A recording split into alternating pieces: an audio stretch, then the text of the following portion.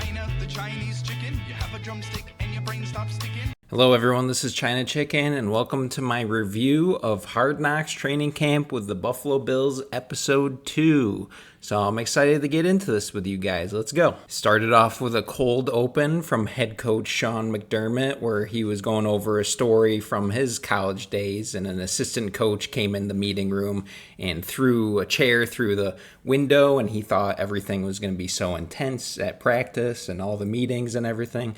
Well, meeting after meeting, the coach didn't throw the chair through the window, so it kind of lost all of his meaning. And McDermott's point to this was kind of being consistent. Stay consistent. Every practice, every meeting, consistency, and you're going to get consistency from the head coach, Sean McDermott. You're going to get consistency from the GM, from all the other assistant coaches. And he wants, obviously, consistency from the players in games and practices and in meetings. So I thought that was a really cool analogy to make. I thought this was a really cool segment here where they highlighted Buffalo Joe. His name is Joe Andreessen, and he's actually from Buffalo. He's from a little town called Lancaster, just around Buffalo. And it was really cool for them to highlight him because he really was a nobody throughout high school, college. He finally got a chance with the UB Bulls in Buffalo and played really well and ended up earning a place on the Buffalo Bills after a tryout. Undrafted player, so he's really working his way up there, and he made the 53-man roster last year as a rookie, and I expect him to this year as possibly the backup middle linebacker to Terrell Bernard. So I thought that was really cool to highlight Buffalo Joe. And we finally got a little bit of James Cook updates, so I thought this was really cool. As of recording this, James Cook actually signed a 4-year, $48 million deal, $12 million per year. So good for him. But they were kind of highlighting how he's in a hold in right now. So he's actually at meetings and all that stuff. He just isn't participating in practice at this point, and he doesn't play in the preseason game as well as contract negotiations are going on. But there's been, reports at this time that both sides are really close, which it came to be true because today they did sign that deal.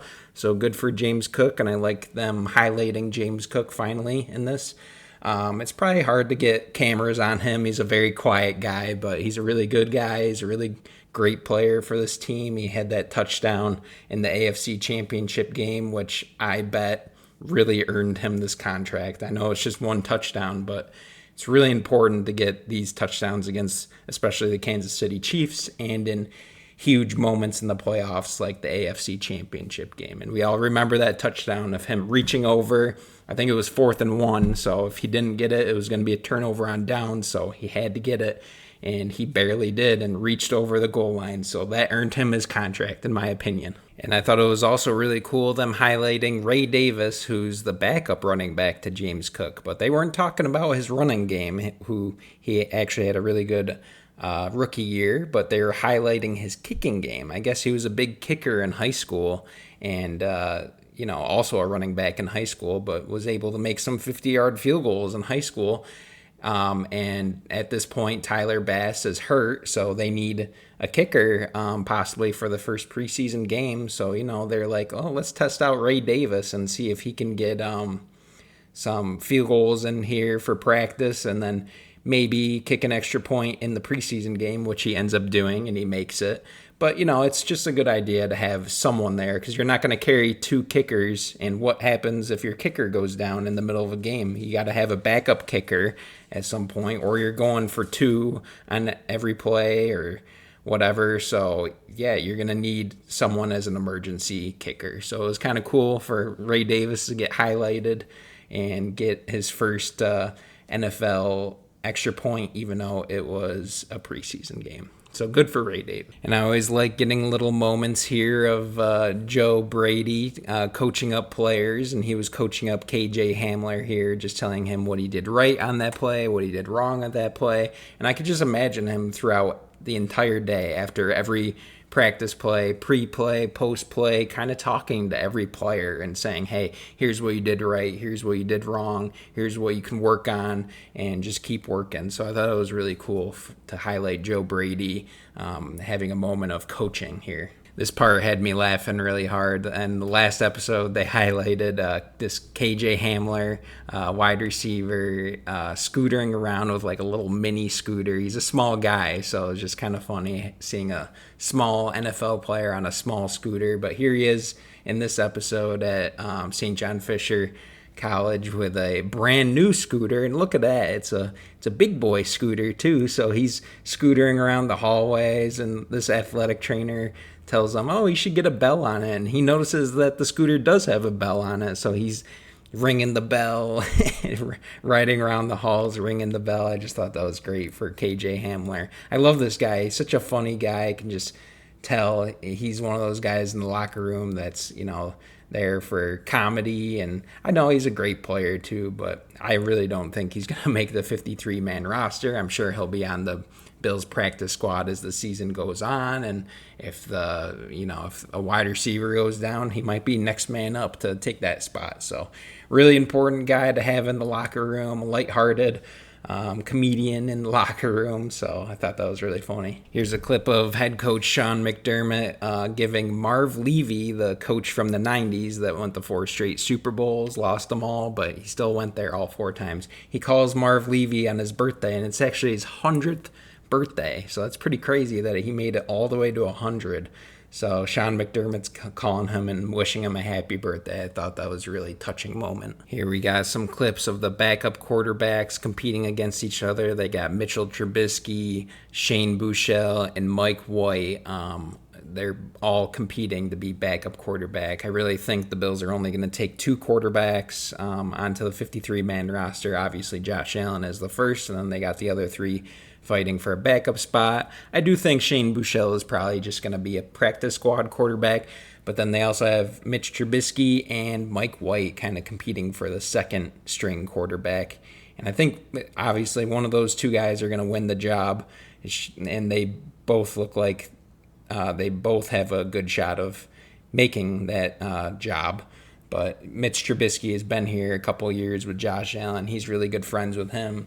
Mike White's a little younger, might have better arm strength and all that, so we'll see if he can take Mitchell Trubisky's spot. Another thing is they pay Mitchell Trubisky a little bit more than Mike White, so maybe cutting Mitch Trubisky would relieve some cap money for them, so we'll see what happens there. And here we have Damar Hamlin and Terry Pegula kind of going over their plans for the CPR class that they're taking. Obviously, Damar Hamlin went down a couple years ago, and he was dead on the field, and they brought him back to life, so it really told them how much that they need CPR training and to know where AEDs are. And Terry Pegula had the same situation with his wife, Kim Pegula, who had something serious happen. Not exactly sure what happened, but she went down and needed CPR. And their daughter, Jessie Pegula, who's a big tennis star, she did some CPR on her, but they could not find the AED in the house. They didn't know how to use it.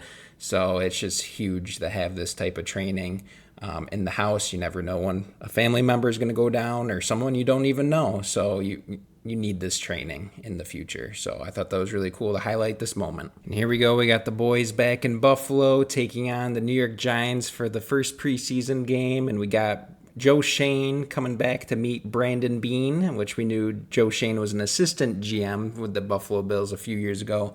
Also, Brian Daboll, the head coach of the New York Giants, was their offense coordinator at the time a couple years ago. So they get a nice reunion here, and it was a great preseason game. The Giants ended up winning 35 the 26, I believe it was. So great game, high scoring. It was fun to watch. Bills need a lot of work on the defensive side of the ball, but really fun to watch. Josh Allen didn't play in the game. We got Ray Davis kick an extra point, so that was fun to see. Buffalo Joe was running around like crazy on the field, so that was really cool to see. KJ Hamler also caught a touchdown, really cool.